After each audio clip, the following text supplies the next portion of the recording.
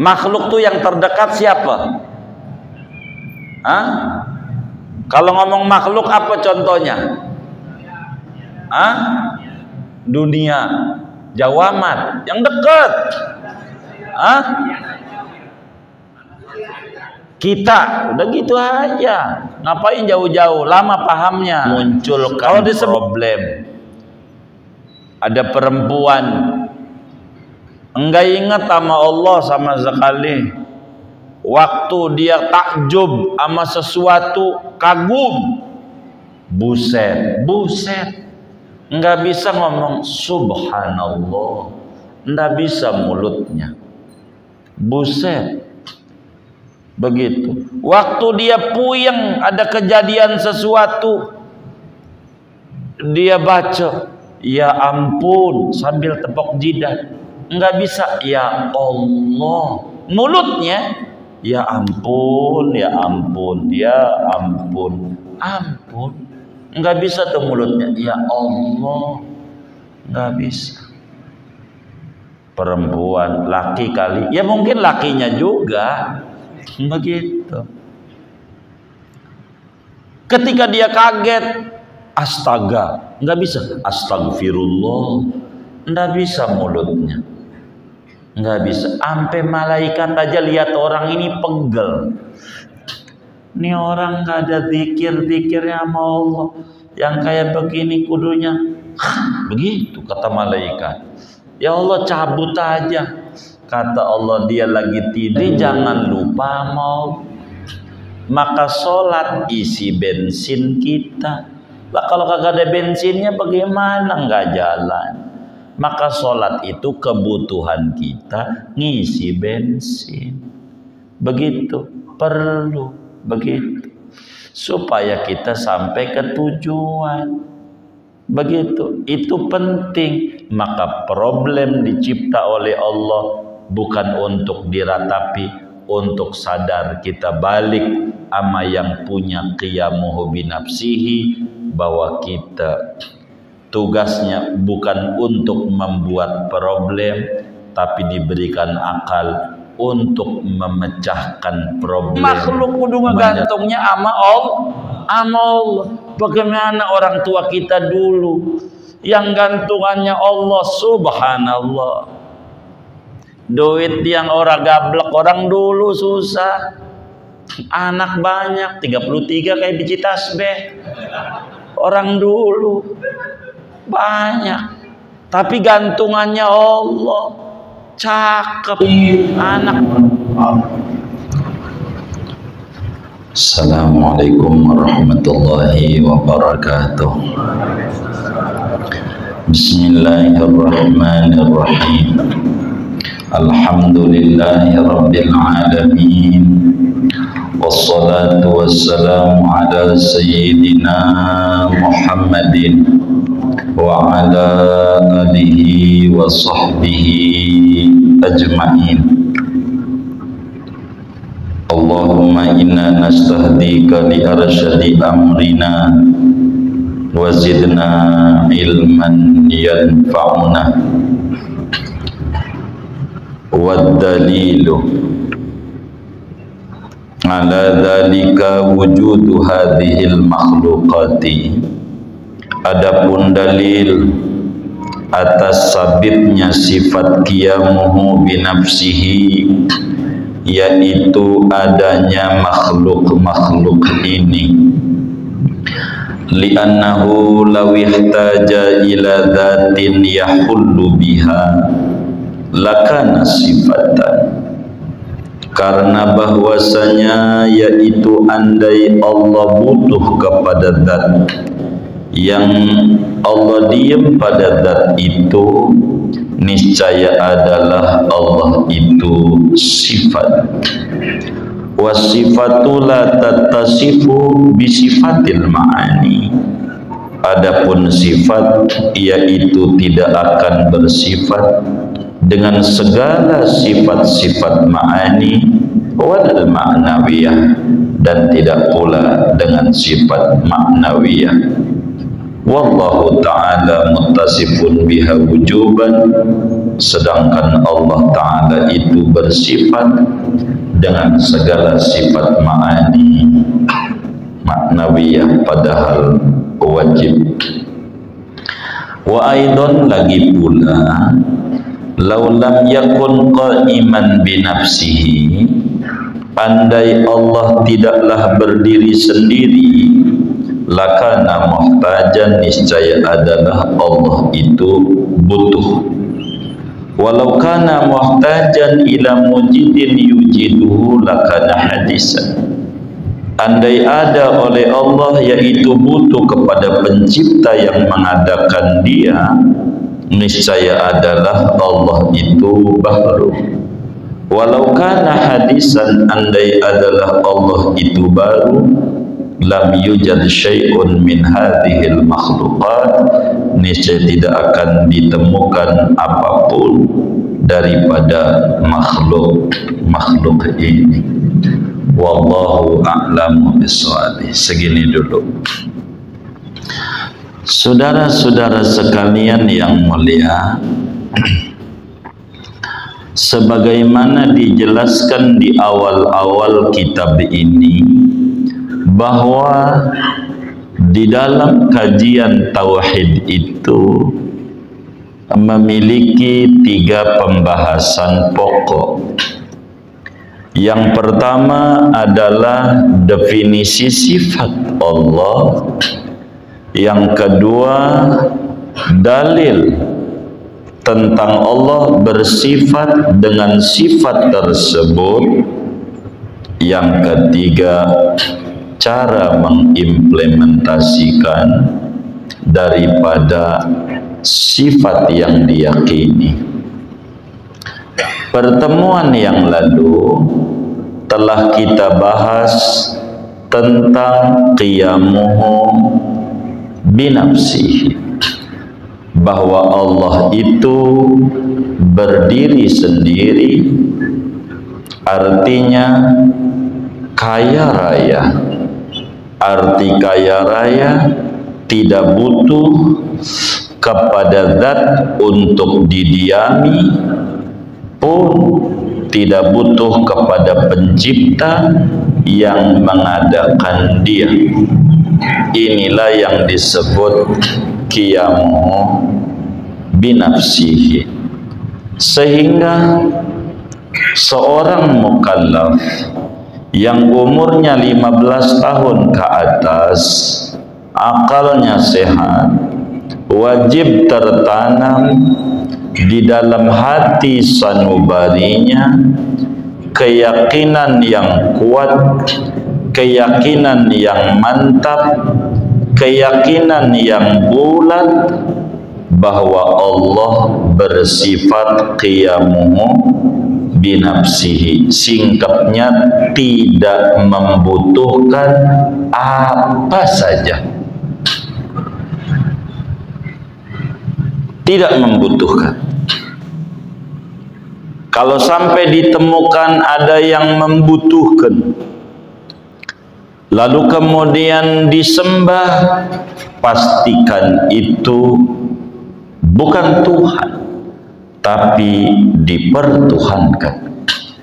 Yang namanya sifat Tuhan adalah tidak butuh kepada apa saja, tidak butuh kepada pencipta yang mengadakan dia, tidak butuh kepada tempat untuk didiamin dia. Itu Tuhan. Kalau yang butuh tempat untuk didiamin, itu ciptaan. Kalau yang membutuhkan kepada pencipta, namanya ciptaan. Ciptaan bahasa Arabnya makhluk. Makhluk, ciptaan. Mana dalilnya? Allah subhanahu wa ta'ala bersifat qiyamuhu binafsihi. Sebetulnya saudara, Allah bersifat qiyamuhu binafsihi itu tidak perlu dalil. Allah bersifat qiyamuhu binafsihi itu tidak perlu dalil, tidak butuh kepada dalil, enggak. Sebab qiyamuhu binafsihi adalah sifat Allah. Qiyamuhu binafsihi adalah sifatnya Allah subhanahu wa ta'ala. Maukah orang itu percaya kepada Allah bahwa dia bersifat qiyamuhu binafsihi, ataukah dia tidak percaya kepada Allah bahwa Allah bersifat qiyamuhu binafsihi? Tidak ngaruh, sebab itu mah udah sifatnya Allah subhanahu wa ta'ala. Sifat Allah, udah hak Allah, begitu. Namun oleh karena keimanan seorang mukallaf tidaklah mantap, tidaklah disebut ma'rifatullah bila tidak disertai dalil, maka iman ini menuntut dalil. Dan malam hari ini pembedahan kita tentang dalil Allah bersifat qiyamuhu binafsihi secara logika sehat. Allah enggak perlu dalil qiyamuhu binafsihi, tapi kita supaya iman kita mantap, iman kita benar, iman kita kuat, maka kudu ada penunjang, kudu ada sokongan, dan itu namanya disebut dalil. Supaya kita bukan sekedar tahu wujud kidam baqa mukhalafatul lil hawadisi ki nafsihi, tapi kudu mengerti sifat ini supaya duduk betul-betul di dalam kita punya jiwa. Inilah perlu dalil, perlu penunjang. Dan dalil, saudara, ada dua. Ada dalil akli, ada dalil nakli. Dalil akli untuk siapa? Ini dalil akli. Yang pertama, dalil akli itu untuk non-muslim. Kok untuk non-muslim? Karena kita sebagai muslim wajib dakwah. Wajib kita untuk mengajak orang menuju kebenaran Islam. Sebagai konsekuensi inna dina indallahil Islam, kita kudu dakwah dan mengajak orang lain itu. Kita harus disokong oleh data-data, oleh fakta-fakta, oleh dalil-dalil. Kalaulah kita dalilnya dengan Al-Quran, orang non-muslim ora percaya Quran, kagak percaya sama Quran. Maka kalau kita dalilnya pakai Quran, kurang tepat. Kenapa kurang tepat? Lah dia orang percaya. Jangan kita ngangkat orang yang enggak dipercaya, begitu. Jangan ngangkat dalil yang dalil itu sendiri kagak dipercaya. Orang kagak percaya sama Al-Quran, pakai Quran, enggak masuk. Kalau begitu dalilnya pakai hadis. Hadis Nabi lah, apalagi hadis. Orang ama nabinya aja nggak percaya, ama Nabi Muhammad sallallahu alaihi wasallam, apatah lagi ama sabdanya. Bagaimana mungkin kita pakai sabdanya? Ama nabinya enggak percaya ama nabinya. Begitu. Ini namanya enggak bisa pakai dalil naqli, Quran hadis. Maka menggunakan dalil akal. Sama seperti saudara-saudara kita muslim yang enggak mau maulid. Kita dalil pakai Quran, dalil pakai hadis, capek. Begitu. Pakai begitu-begitu, capek kita. Kepanjangan. Begitu. Saudara kita muslim juga.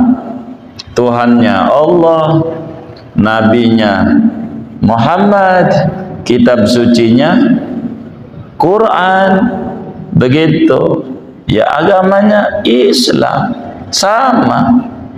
Cuman berbicara wawasan aja. Maka aliran itu disebut Wahabi.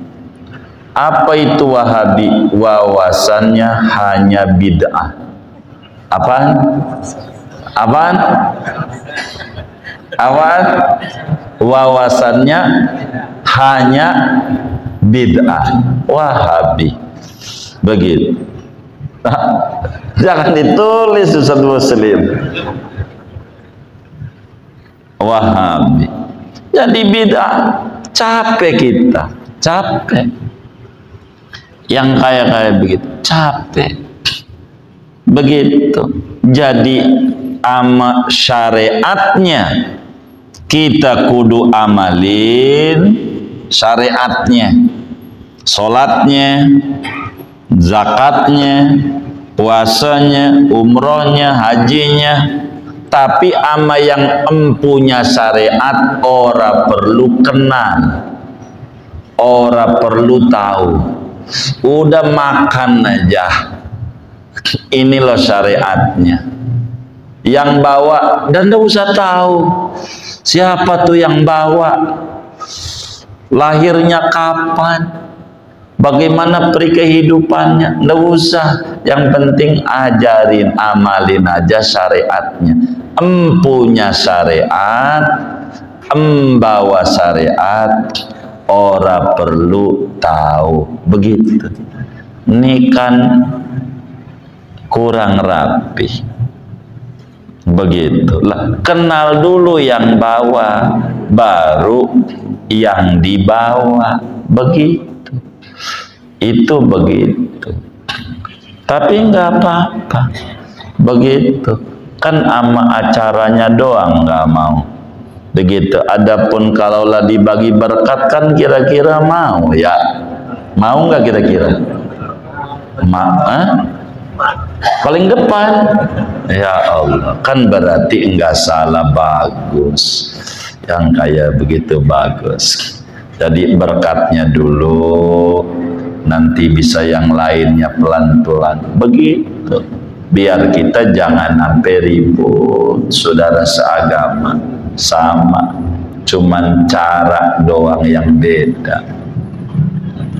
Nah, dalil akli ini pertama sasarannya untuk non-muslim, yang kedua untuk muslim yang awam, meski pendidikannya tinggi tapi dia awam, pengennya pakai logika mulu. Logika apa aja harus dilogikakan. Ini ajaran Islam ini bagaimana ya? Yang kentut kok pantat, ngapa yang dibasuh muka? Ini kan yang salah siapa, yang dihukum siapa? Ini enggak rapi ini.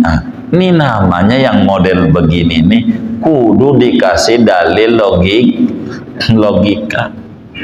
Biasanya Allah uji yang model kayak begitu tuh, cerewet sama ajaran agama nih. Allah kasih palanya bisulan. Bisul di pala gede banget, datang ke dokter, disuntik pantatnya. Di jalanan dia bayar tuh 400.000. Di jalan dia ngomel, nih dokter bego, orang yang bisulan pala kok yang disuntik pantat, bukannya pala. Ini ngomel-ngomel begini, kira-kira yang bego dokternya apa nih pasien kira-kira? Ini yang bego dokter apa pasien? Yang bego ini, dokter apa pasien kira-kira? Pasien lah. Begitu.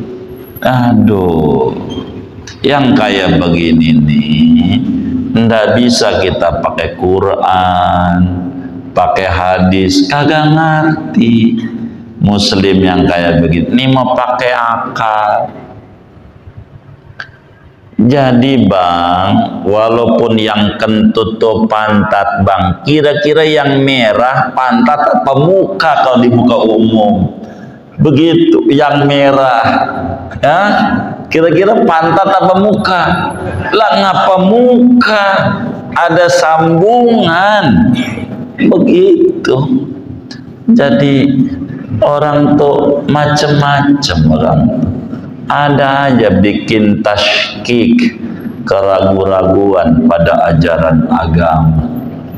Ini yang harus menyelesaikan adalah logika, ilmu mantiq, ilmu logik.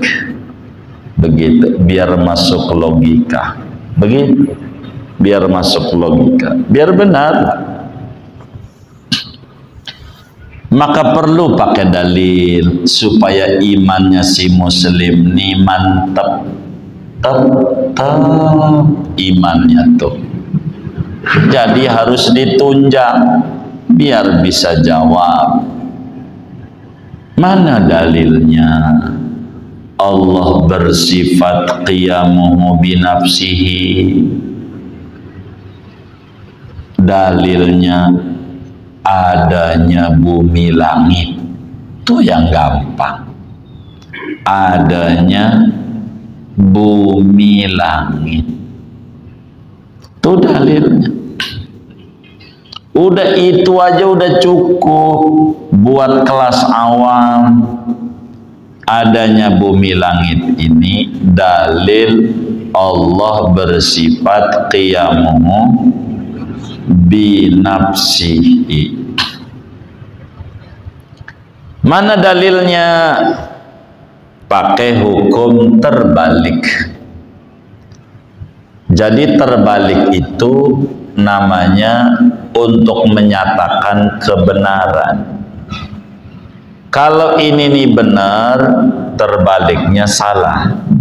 Kalau ini nih salah, terbaliknya benar. Itu namanya hukum terbalik. Hidup tuh terbaliknya mati. Kalau dikata hidup sama dengan loh, itu namanya enggak terbalik, sama dengan begitu, namanya sinonim. Mati sama hidup beda apa sama? Beda apa sama? Beda. Jadi pakai harus hukum terbalik, namanya naqid. Begitu. Hidup lawanannya terbalik tuh lawanan. Lawanannya hidup tuh lawanannya mati. Kalau dikata hidup sama dengan setengah hidup sama dengan setengah mati.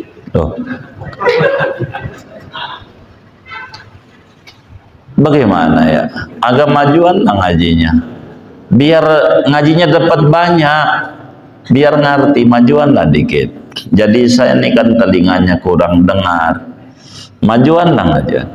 Moga yang nurut rezekinya luas, anak keturunannya menjadi orang soleh, yang dengar sama nasihat ini. Buat apa kita ngaji nggak dengerin nasihat? Rugi amat hidup. Jadi saudara, hidup lawanannya, nakid itu lawanan, lawanannya mati. Kalau dikata hidup sama dengan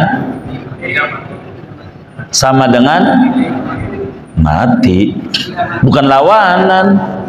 Kalau dikata hidup sama dengan tidak mati, itu paham namanya.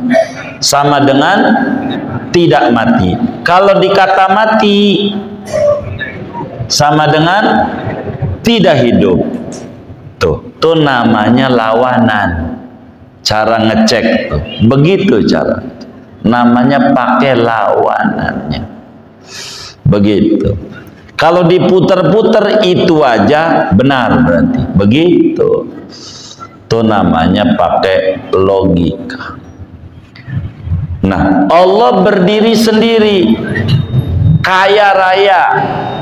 Kalau tidak kaya raya, berarti butuh. Kan begitu. Kalau dikata butuh, berarti tidak kaya. Tidak kaya. Kalau disebut kaya raya, tidak butuh. Kalau masih nyelip butuh, tidak kaya. Begitu. Kalau dikata butuh, berarti tidak kaya. Kalau dikata kaya, tidak butuh. Ada orang di Simpruk, punya kontrakan 50 pintu. Di Simpruk. Itu di Simpruknya doang tuh. Belum yang di Gunung Sindur sama di Parung. 50 pintu. Kira-kira menurut saudara kaya enggak? Halo. Ada orang punya kontrakan 50 pintu, kaya enggak? Kaya. Baik.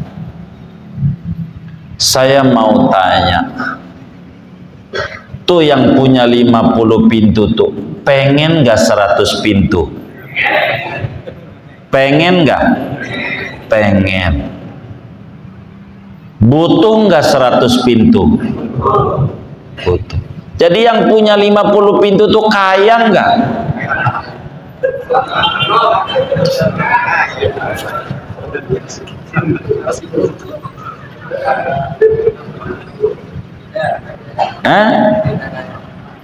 Ada orang punya kontrakan 50 pintu, kaya enggak?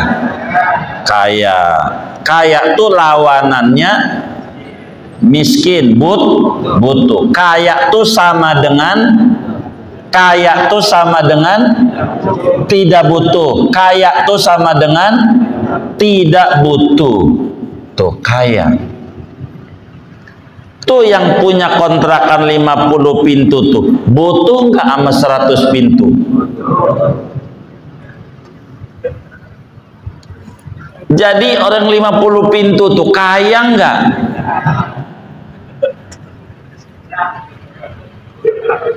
Majuanlah duduknya. Ini kita harus ngerti nih ngaji tauhid masalahnya. Kalau pengen kagak ditanya-tanya, ngajinya akhlak, nggak ditanya-tanya. Begitu. Ketelen nggak ketelen, telen aja.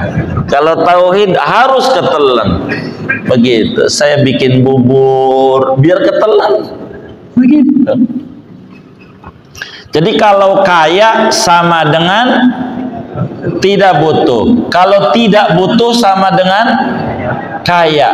Kaya lawanannya miskin. Miskin itu sama dengan butuh. Jadi kalau dikata kaya sama dengan tidak butuh. Ada orang di Simpruk punya kontrakan berapa? 50 pintu. Kaya enggak? Kaya. Masih butuh 100 pintu enggak? Masih butuh. Yang masih butuh tuh kaya enggak? Yang bener nih. Kaya enggak? Hah? Enggak. Kenapa enggak? Masih butuh. Ada orang di Simpruk punya mobil di garasinya 7. Kaya apa miskin? Kaya. Tuh kira-kira pengen gak dia biar 14? Yang pengen nambah tuh kaya apa miskin?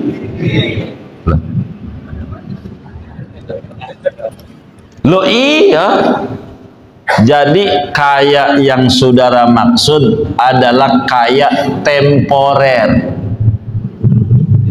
Kaya tergantung dibanding kita, begitu. Lah kita 50 atau aja boro-boro. Itu perbandingannya salah saudaranya. Bandingin diri, bandingin dong sama yang lain. Tuh perbandingan tuh begitu.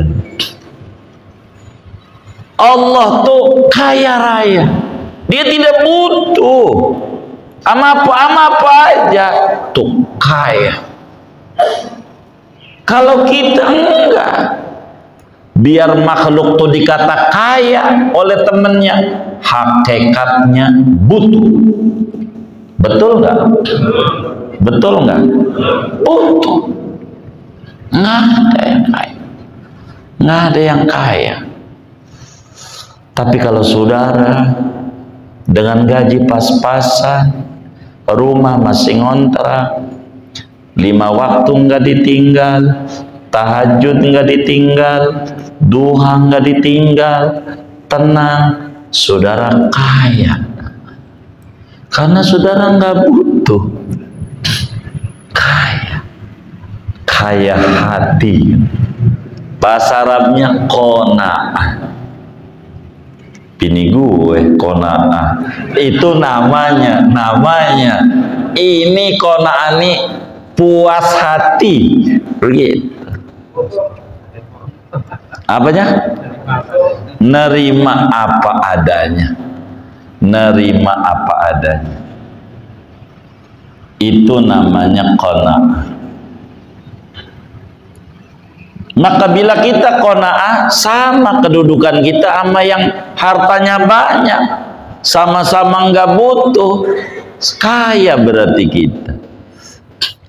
Maka kata Imam Syafi'i, orang yang model begini, kata beliau, wa rizquka la yafutuka bit ta'anni walaysa yazidu fir rizqil ana'u idza ma kunta dha qalbin qanu'in fa anta wa malikud dunya sawa'u. Kata Imam Syafi'i, rezeki Anda tidak bakalan hilang dengan Anda nyantai-nyantai. Waktunya kerja, waktunya ngaji, waktunya mancing, enggak berkurang. Dan tidak bakalan bertambah rezeki Anda dengan berletih-letih ria. Waktunya ngaji, kerja. Waktunya kerja. Pala jadi kaki jadi pala. Dari dulu sampai sekarang enggak ada tuh. Rumah enggak ada katanya gitu. Ini mau ngapain? Anda sampai kagak keburu sholat 5 waktu, enggak keburu daripada ngaji, mau ngapain? Kata Imam Syafi'i, enggak, rezeki enggak begitu. Tapi bila Anda memiliki jiwa yang qanaah, menganggap banyak pemberian Tuhan meski sedikit, sehingga muncul perasaan nerima apa yang ada, maka Anda dengan orang kaya raya sama aja, sama-sama tidak butuh. Jadi kayanya kita itu relatif, tergantung dibandingin nama siapa, begitu. Dibandingin nama siapa. itu kaya. Yang punya sepeda sama yang punya motor, kayaan yang punya motor. Yang punya motor sama yang punya mobil, kayaan yang punya mobil. Masa yang punya motor kaya juga, miskin juga? Enggak mungkin. Mesti satu dong. Dia hakikatnya butuh, tidak punya qiyamuhu binafsihi. Maka logikanya, andai Allah itu tidak punya qiyamuhu binafsihi, berarti sifatnya iftiqar, butuh. Andai Tuhan butuh kepada zat untuk didiami, berarti Tuhan itu sifat.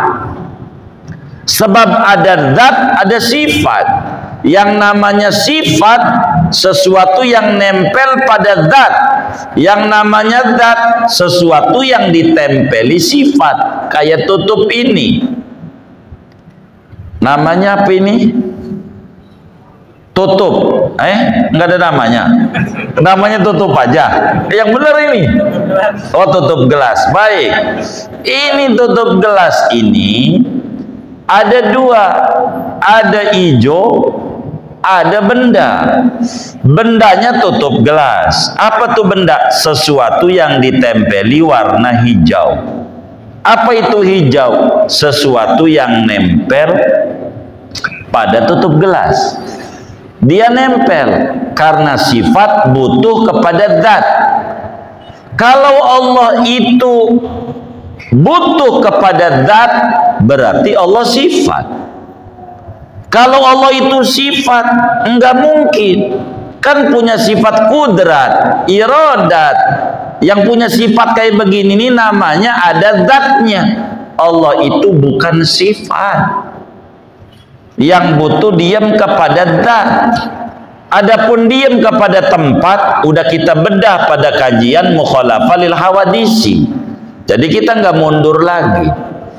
Nggak ngomongin terkait tempat.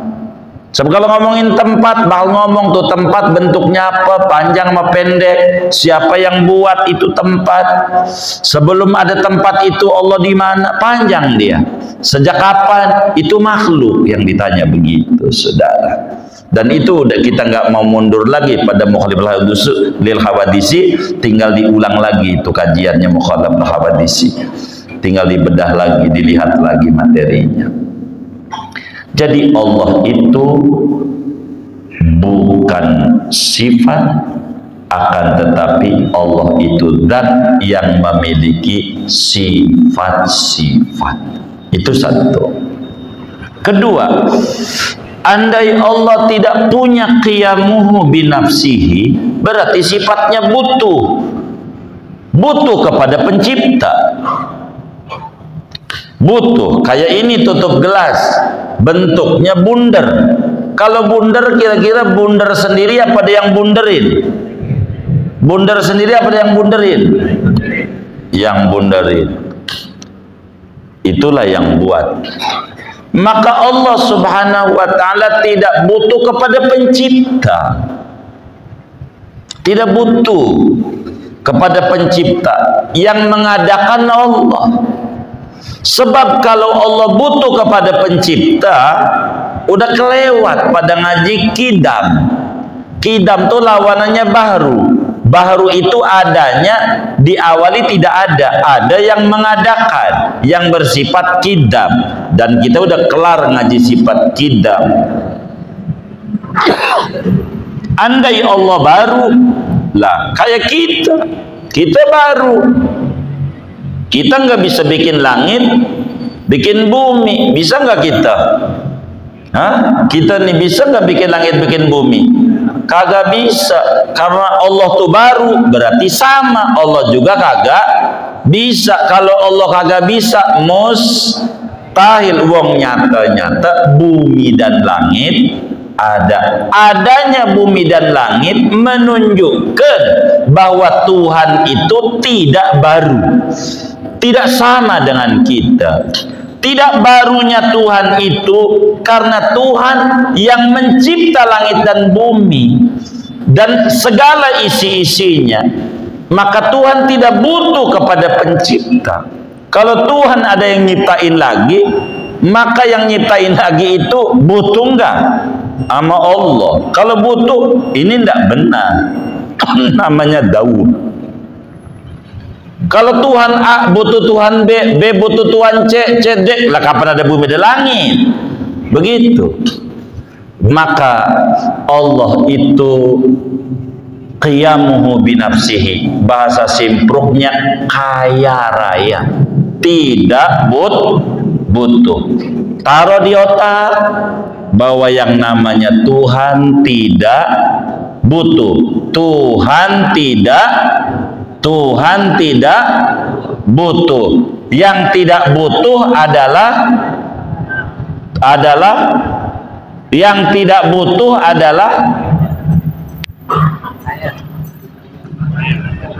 ini saya ulang, Tuhan itu sifatnya qiyamuhu binafsihi.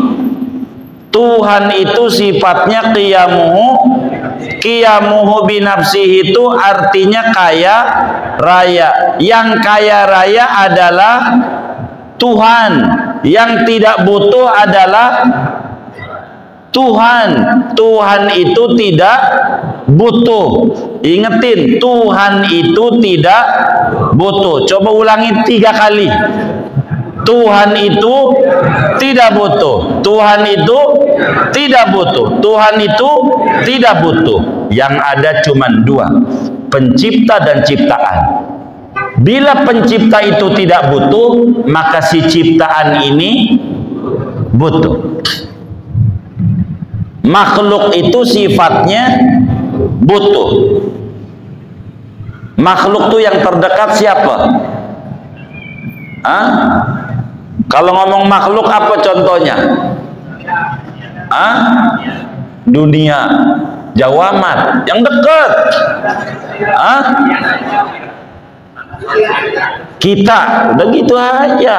Ngapain jauh-jauh? Lama pahamnya. Kalau disebut makhluk siapa?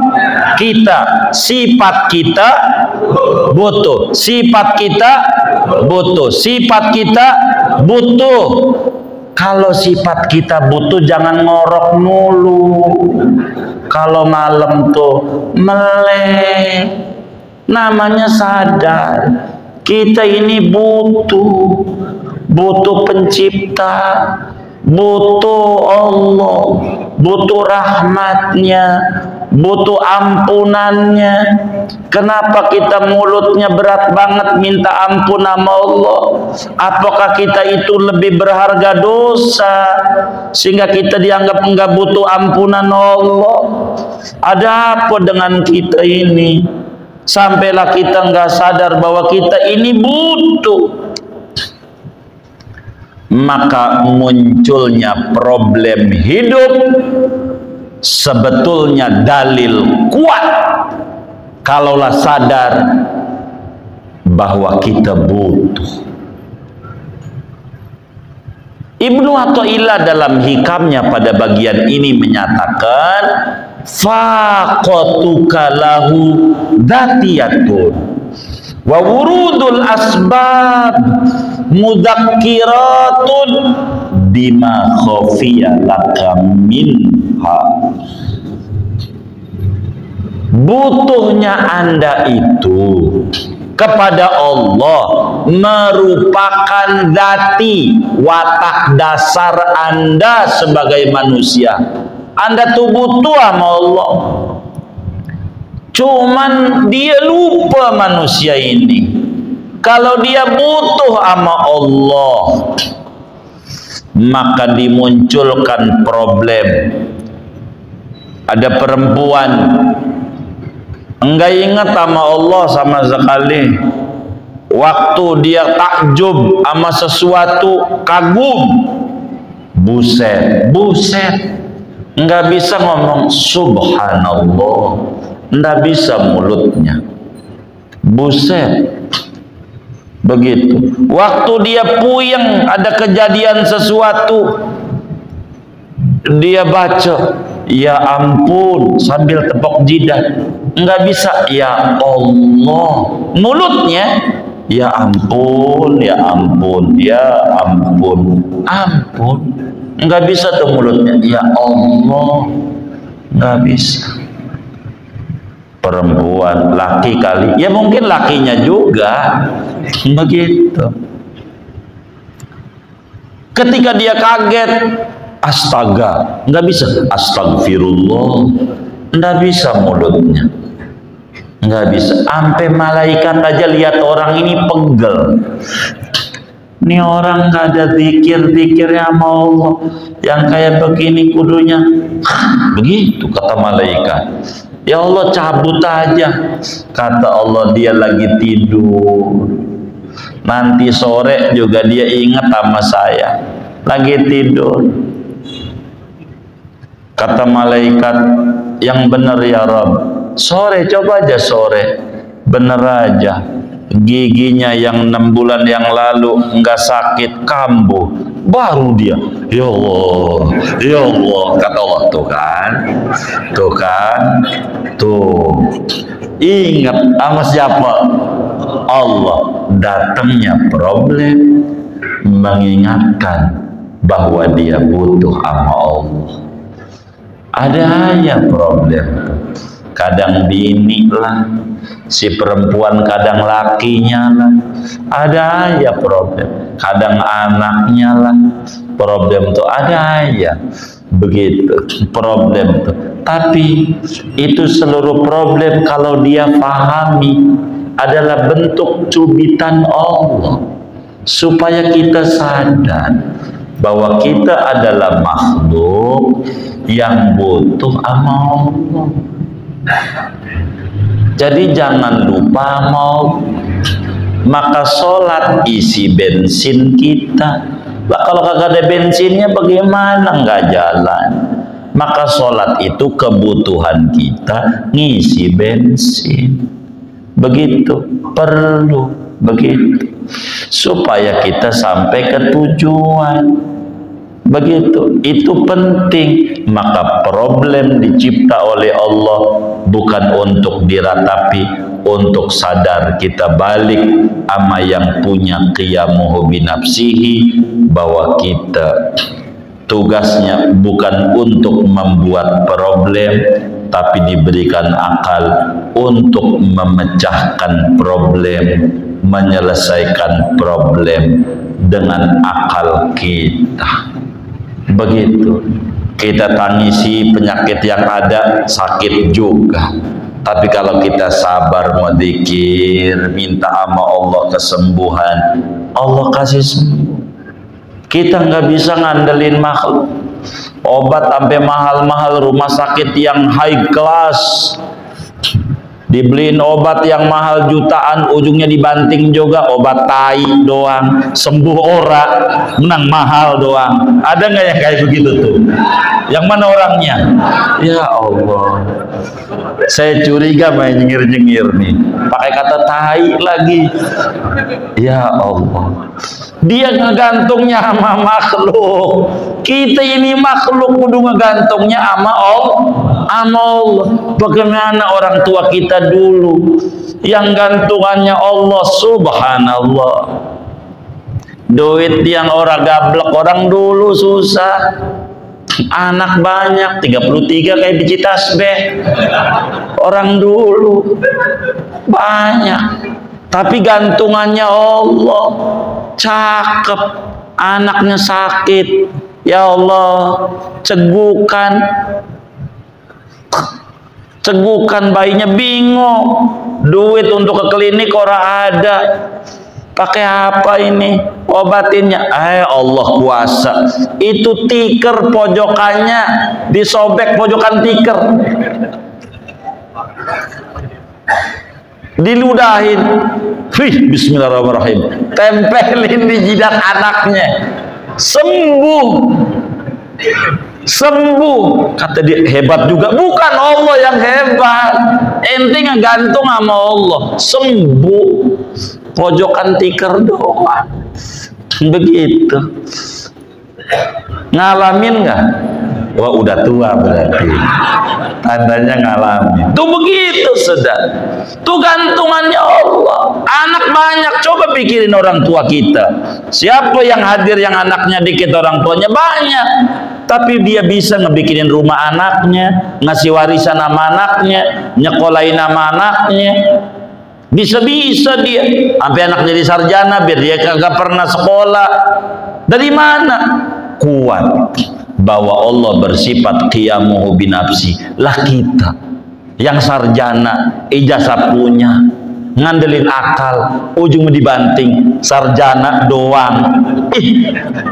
Sampai dinyanyiin nama Iwan Fals, sarjana muda. Begitu. Saking kagak laku nih. Gara-gara kita ngandelin akal, Allah.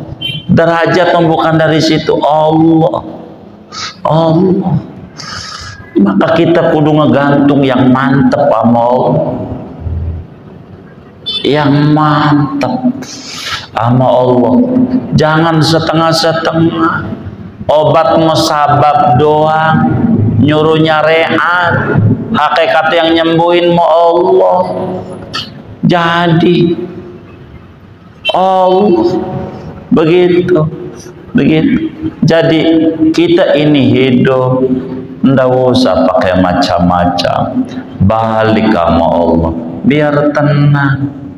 Selama kita ngandelin akal nggak mampu, coba orang tua kita yang ngandelinnya qiyamuhu binafsihi, udah matinya masih ngasih makan sama anaknya. Itu kontrakan yang saban bulan diambilin, emang tanahnya anaknya? Bukan, tanah babanya. Yang bangun juga babanya juga, yang ngambilin kita. Tapi doain baba, ya Allah, 5 kali sehari aja orang kuat. Rabbighfirli, mau diminta sumbangan buat haul aja, emang ada dalilnya? Pakai dalil. Tapi kontrakan saban bulan diambilin, nggak tanya dalilnya mana. Ada nggak yang kayak begitu? Yang mana orangnya? Jangan, jangan. Kita ingat sebagai makhluk kudu balik sama Allah. Kita ini orang yang butuh sama Allah. Jadi jangan pura-pura nggak butuh. Rasulullah ajarkan banyak zikir. Orang tua kita dulu Yasin hafal, Tabarok hafal, Waqiah. Kalau kita sih Tabarok Yasin, Tabarok Yasin, begitu. Mulut ngorok terbuka isin. Kata orang Sunda begitu, nggak jelas. Baca. Balik sama Allah. Sadar kita ini makhluk lemah beneran. Saudara sulit hidupnya. Ini kita ambil satu contoh dalil tapi di depan ini. Allahus Samad. Allahus Samad. Saudara Quran, Allahus Samad. Allah tempat bergantung hajat hambanya. Kita hambanya bergantung sama Dia.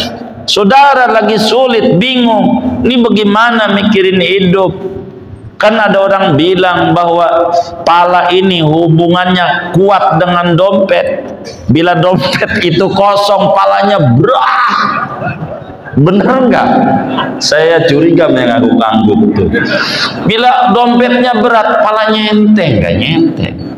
Bila saudara bingung mikirin kondisi ekonomi kayak begini, kayak begitu, bingung, saudara diajari nama Rasulullah, sholatlah malam. Imam Ghazali tulis di Ihya Ulumuddin, hadisnya sholat, hajat 4 rakaat, bangun malam tuh, yang sungguh, yang khusyuk, tangis ya Allah. Nabi itu sayang sama kita, kitanya yang kurang mau dekat sama Nabi, jadi repot. Sholat hajat 4 rakaat. Baca tuh habis Fatihah Al-Ikhlas 10 kali. Hitung aja pakai begini nih. Hitung. Kan 10. Rakaat 2 20. Enggak usah pakai tasawuf awal, diri aja lagi. Rakaat 3 30. Rakaat 4 40. Supaya kita sadar punya Allah, bergantung. Itu totalnya 100 Al-Ikhlas. 10, 20, 30, 40, 100. Untuk apa? Menumbuhkan hati rasa butuh amal. Udah tuh selesai sholat hajat, tangis ya Allah dengan Ismul A'zam, Ya Hayyu Ya Qayyum, Ya Hayyu Ya Qayyum, 1000, paling lama 15 menit. Ya Hayyu Ya Qayyum, Ya Hayyu Ya Qayyum. Dah jalanin tuh. Masa iya Allah digedor dengan aurat-aurat Rasulullah, akan Allah buka tabir-tabir kehidupan yang bikin mumet otak kita. Akan kasih gampang, begitu, kasih gampang urusannya. Tangis, punya penyakit tangis ya Allah sambil duduk bisa sholat hajat. Jangan sampai kita dikit-dikit mulu kayak kagak ada Allah aja. Ada nggak yang kayak begitu tuh? Ngapain itu? Begitu. Balik sama Allah, qiyamu bi nafsihi. Kata Ibnu Athaillah, faqatu qala hudatiyatun, Anda butuh sama Allah itu watak dasar Anda manusia. Wa wurudul asbab, datangnya problem. Mudakiratin, cubitan Tuhan yang mengingatkan Anda ini makhluk, ada Allah. Balik sama Allah. Orang Jawa aja yang bacanya salah bisa nyampe ke Mekah. Bacanya salah, ya kayyuku ya kayyumu, ya kayyuku ya kayyumu. Pada ya hayyu ya qayyumu, ya hayyu ya kayyu ya qayyumu, ya hayyu. Iya bacanya ya kayyu, ya qayyumu, ya kayyu ya qayyumu. Nyampe Mekah yakin. Padahal ya kayyu ya qayyumu, padahal ya hayyu ya qayyumu. Masa kita orang yang ngaji tauhid ingat kita butuh sama rahmat Allah. Jangan jauh-jauh dengan Allah. Makin kita jauh problem hidup kita makin ribet, makin capek. Mau ngapain? Ta'alluq sama Allah, ta'alluq sama Allah. Ketika manusia bilang zaman Nabi Musa, inna lamudrakun, kami ini udah mau ketangkap Fir'aun. Kata Nabi Musa, inna ma'iyya rabbi sayahdin, ada Allah tuh yang punya qiyam nafsi. Ini kemantapan ini yang harus dimiliki oleh kita. Jangan kita nggak mantap, selalu otak kita diracunin, ngeri ini oligarki, ini oligarki. Ya bagaimana hidup Anda? Nggak yakin sama Allah, mantapin sama Allah, biar mantap kita. Jadi kita nggak nyalain orang mulu, salah kita. Nyalain orang mulu kita, jangan, salah diri kita aja. Yang paling benar adalah kita salah, nanti Allah bakal benerin. Dan segini aja udah malam, siang. Wallahu a'lam bishawab. Nggak ada tanya jawaban? Nggak ada ya? Oh iya, baik.